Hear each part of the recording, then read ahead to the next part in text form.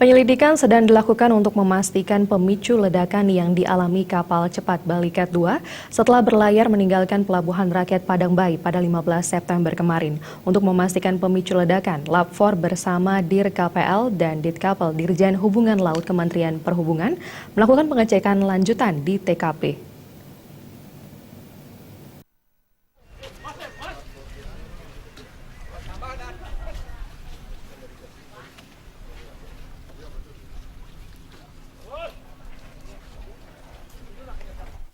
Kapolres Karangasem AKBP Sugeng Sudarso mengatakan sebelumnya pasca evakuasi pihaknya dengan dukungan Satuan Gegana dan Puslab 4 telah melakukan pengecekan.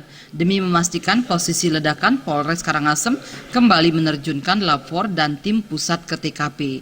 Untuk sementara ledakan masih diduga kuat disebabkan akumulasi gas dari bahan bakar yang menguap. Ledakan dipicu uap bahan bakar dan percikan api.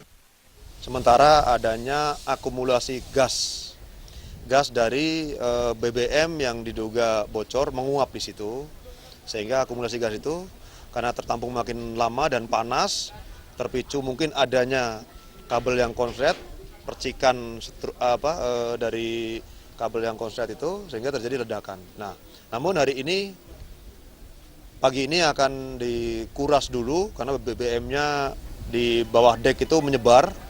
Kita akan kuras dulu, setelah dikuras, dibersihkan, baru nanti kita akan bongkar dan akan dilaksanakan olah TKP lanjutan oleh Lab 4. Mesin kapal cepat Balikat 2 yang kini berlabuh di dermaga terlihat telah dibongkar. Seluruh kursi penumpang yang lepas akibat ledakan telah dibawa ke tepi pantai. Suteja dan Gung Krisna, Bali TV.